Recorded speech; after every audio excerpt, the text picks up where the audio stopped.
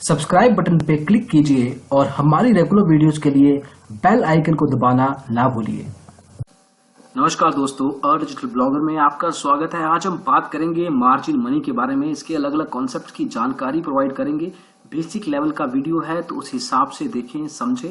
एक एग्जांपल, एक उदाहरण भी देंगे इस पर्टिकुलर कॉन्सेप्ट को समझाने के लिए। तो आइए शुरू करते हैं।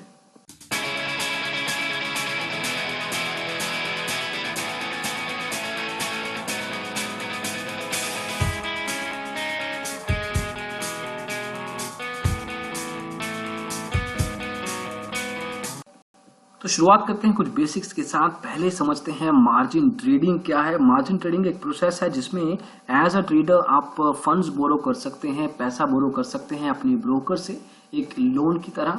अब ये पैसा एक स्पेसिफिक कंडीशन के ऊपर होता है, मतलब कि आपका इनिशियल डिपॉजिट क्या है, आपका प्रॉफिट पैटर्न क्या रहा है, आपने आज तक ओवरऑल हिस्ट्री में कितना पैसा बनाया है, कितने लॉस का है। बहुत से फैक्टर्स इन्वॉल्व रहेंगे उस केस में। ये आपका ब्रोकर डिसाइड करता है। ये एक तरह से फंड्स यूज किए जाएंगे कुछ सिक्योरिटीज को खरीदने के लिए। उन सिक्योरिटीज को जब आप खरीदते हैं ब्रोकर के पैसे के साथ, उसको वापस एज अ कोलेटरल रखते हैं। अब इसमें दो चीजें हो सकती हैं, फायदा भी नुकसान भी। इसके बारे में आगे चर्चा करेंगे, लेकिन आप बेसिक लेवल पे समझिए कि आपने मार्जिन ट्रेडिंग के अंदर ब्रोकर से लोन लिया, पैसा लिया, उससे पैसे से फंड्स खरीदे और उन्हीं फंड्स को एज ए कोलेटरल वापस ब्रोकर को दे दिया। अब ये हर तरह के ट्रेडर के लिए यूज किया जा सकता है। एक बिगिनर के लिए जिसको मान लीजिए कुछ 100 शेयर्स खरीदने हैं, 150 रुपए शेयर का प्राइस है, 1.5 लाख ओवरऑल कॉस्ट उसके पास है, लेकिन उसके पास पैसा नहीं है, तो उस केस में वो पैसा ब्रोकर से ले सकता है और उसके एवज में फंड्स खरीद के वापस एज ए कोलेटरल ब्रोकर को दे सकता है। ये एक रेगुलेटेड कॉन्सेप्ट है। ऐसा नहीं है कि गैम्बल की तरह इसको खेला जाता है। इसको सेबी के द्वारा रेगुलेट किया जाता है और उसके बेस पे ही आपको x number of funds allow किए जाते हैं। अब मार्जिन मनी के कॉन्सेप्ट्स क्या है। अब ब्रोकरेज कंपनी जो है, आपका ब्रोकर फुल सर्विस हो, डिस्काउंट हो, बैंक बेस्ड ब्रोकर हो, वो बोरो करता है फंड्स अलग अलग पार्टी से लो इंटरेस्ट रेट पे, और आपको as a trader, as an investor उन्हीं फंड्स को प्रोवाइड करता है हाई इंटरेस्ट रेट पे। तो ऑब्वियसली वहां पे वो डिफरेंस खाता है एज एन रेवेन्यू पार्ट। उसी तरीके से कुछ जो अमाउंट है लोन का आपको अपफ्रंट करना होगा। अगर आपको 1.5 लाख रुपया चाहिए फॉर एग्जांपल, तो ऐसा नहीं है कि 1.5 लाख आपको मार्जिन मनी के रूप में मिल जाएगा। आपको कुछ पैसा, कुछ परसेंटेज अपने ब्रोकर को प्रोवाइड करना होगा एज एन अपफ्रंट कॉस्ट। उसको मार्जिन मनी कहते हैं। मार्जिन मनी के अंदर भी दो तरह के कॉन्सेप्ट्स हैं। अब जब आप खाता खोलते हैं किसी ब्रोकर के साथ, तो आपको कुछ ना कुछ अमाउंट देना पड़ता है। ये अकाउंट ओपनिंग की बात नहीं, आपको अलग से ट्रेडिंग अकाउंट में कुछ पैसा डालना पड़ता है। उसको कहते हैं इनिशियल मार्जिन मनी। और उसी तरीके से जब आप ट्रेडिंग अकाउंट में ट्रेडिंग करते हैं तो आपको मिनिमम मार्जिन, मिनिमम बैलेंस रखना पड़ता है। जैसे कि बैंक अकाउंट में आप मिनिमम बैलेंस रखते हैं, उसी तरीके से ट्रेडिंग अकाउंट में भी आपको मिनिमम बैलेंस रखना पड़ता है। उसको कहते हैं मिनिमम मार्जिन मनी का concept. So margin money, initial margin money and then minimum margin money. इनको समझ के रखिए, क्योंकि इसको आप अच्छे से समझेंगे तब आप इस कॉन्सेप्ट को अच्छे से एक्चुअल में प्रैक्टिकल लेवल पे यूज कर पाएंगे। एक एग्जांपल लेते हैं।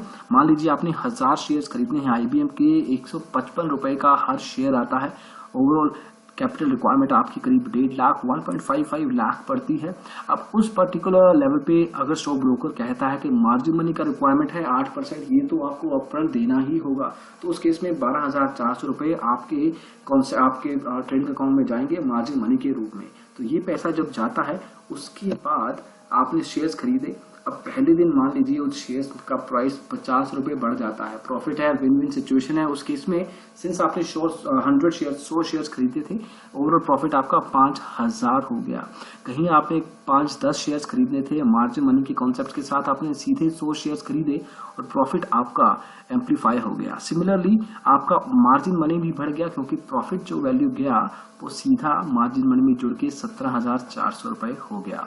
सिमिलरली मान लीजिए ऐसा ना होता, अगर आपका जो शेयर है वो एक्चुअल में डिक्रीज कर जाता, नुकसान खाता 75 रुपए से, इस एग्जाम्पल के लिए, तो ओवरऑल जो आपका नुकसान था 75 नहीं, 7500, 7,500 रुपए होता।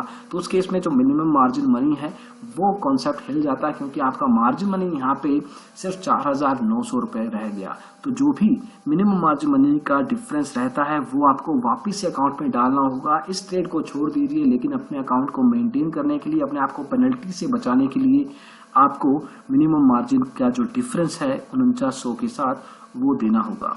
सिमिलरली कुछ फाइनल वर्ड्स हैं आपको बताना चाहेंगे इस कॉन्सेप्ट के बारे में, लेकिन ये समझ के रखिए कि मार्जिन मनी को आप अच्छे से यूज कर सकते हैं पैसा बनाने के लिए, फायदा खाने के लिए। नुकसान ऑब्वियसली भी हो सकता है, लेकिन आपको हर समय पता रहना चाहिए कि आप एक्चुअल में ट्रेडिंग में क्या कर रहे हैं।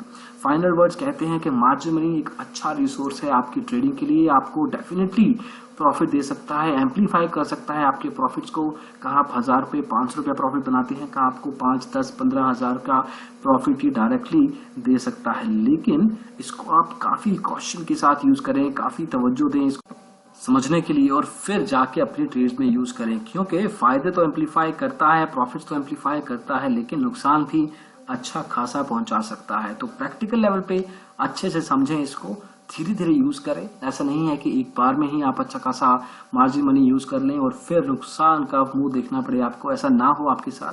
खैर, इस पूरे रिव्यू को अच्छे से जानने के लिए आप earlydigitalblogger.com/online/margin money पे जा सकते हैं। अच्छे से बताया गया है, समझाया गया है इस कॉन्सेप्ट के बारे में। अगर आपसे कुछ मदद चाहते हैं आप कि हम आपको कुछ मदद करें स्टॉक ब्रोकर की सिलेक्शन में, तो आप हमारी वेबसाइट के लिंक earlydigitalblogger.com/free-stock-broker सजेशन पे जाइए, अपनी डिटेल्स दीजिए और आपके लिए कॉल बैक अरेंज कर दिया जाएगा। इस वीडियो को देखने के लिए बहुत बहुत धन्यवाद। Thank you so much. Bye.